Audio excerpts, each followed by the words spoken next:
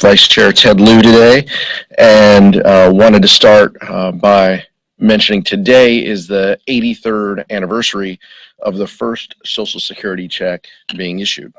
On January 31st, 1940, Ida Mae Fuller of Ludlow, Vermont, was issued a $22.54 check.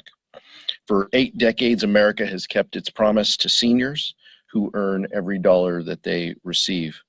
And other than 2006, when George W. Bush threatened to privatize Social Security, Democrats have stood to protect Social Security each and every time, ensuring that this vital program is available to older Americans.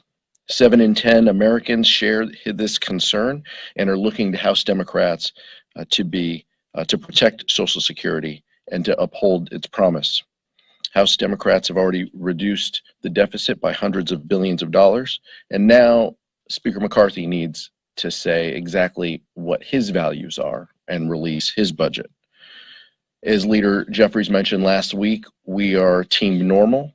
They are Team Extreme that seeks to threaten and cut Social Security, Medicare, Medicaid, and we want to uphold these important programs for the next 83 years. Vice Chair Ted Lieu. Thank you, Chairman Aguilar, and I want to follow up on what the chairman said about Social Security. We do ask Republicans to show us their plan. The reason that they're unwilling to is because it's going to show massive cuts to Social Security. At the same time, we also know that Republican ideas are extreme and dangerous. How do we know that? They said it out loud. So I'm going to read to you what the House Budget Chair, Representative Arrington, said yesterday. In response to a question on CNBC that said the following: the question I'd like to ask you is whether you think this debt ceiling is going to be used as a bargaining chip in a way that could turn dangerous.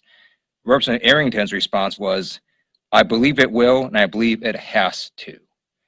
So Republicans are playing a very dangerous game where they want to crash the U.S. economy in order to extract massive cuts to Social Security.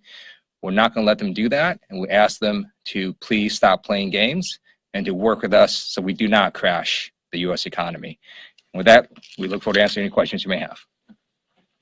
Can you talk about Congressman Santos recusing himself from committees? I know you guys have had some things to say about him in the past. Any reaction to that?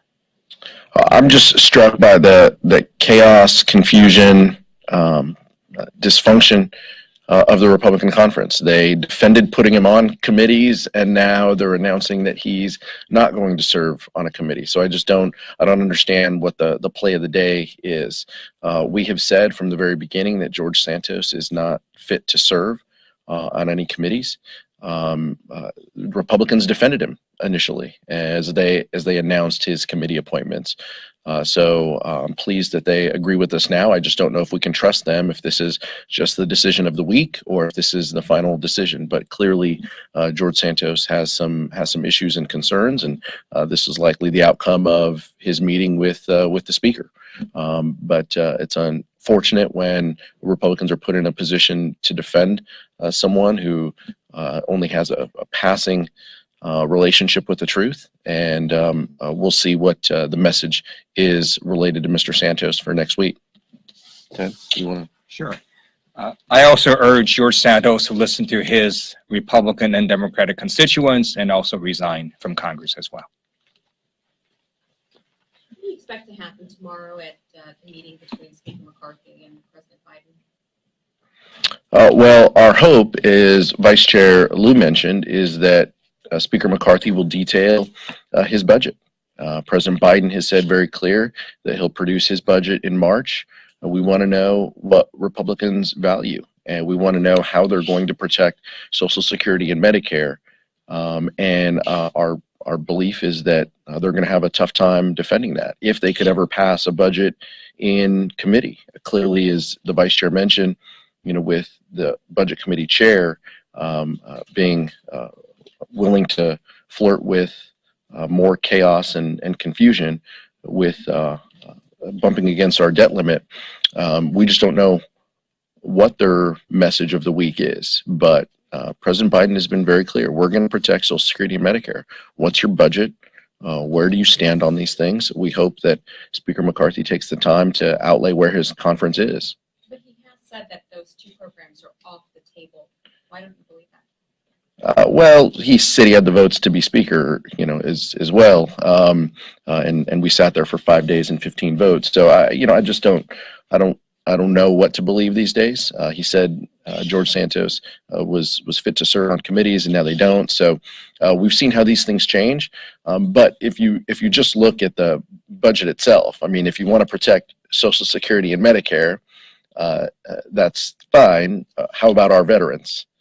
How about Medicaid programs that go to the states? You can't balance the budget unless you address all of those. And I think they're going to have a tough time defending the cuts that they're going to have to make to those vital programs. And we would welcome their pledge to protect Social Security and Medicare. I just don't know that we can believe it. Mr. Chair, thank you. There have been renewed calls for the George Floyd Justice and Policing Act. As you know, in the last Congress, Congresswoman Karen Bass, now Mayor of Los Angeles, shepherded that legislation. Now that she's gone, who in your caucus may pick up the baton, and do you expect it to be reintroduced?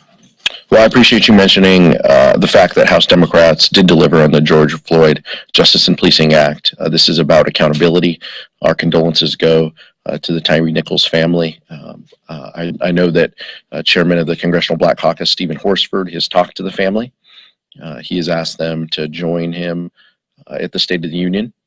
We look forward to giving our condolences as a caucus to them through Chairman Horsford.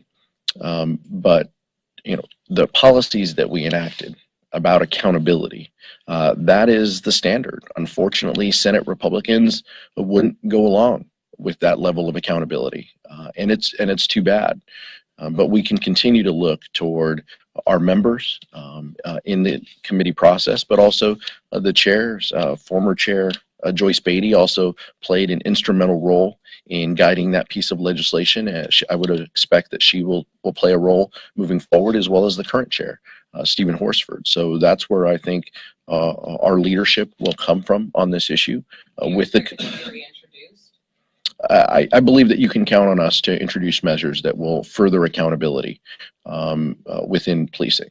We have been very clear as a House Democratic Caucus. We believe in protecting our communities, giving them the resources to succeed, as well as the accountability. It is both of those measures combined. We have a strong track record on. We're going to continue to do that.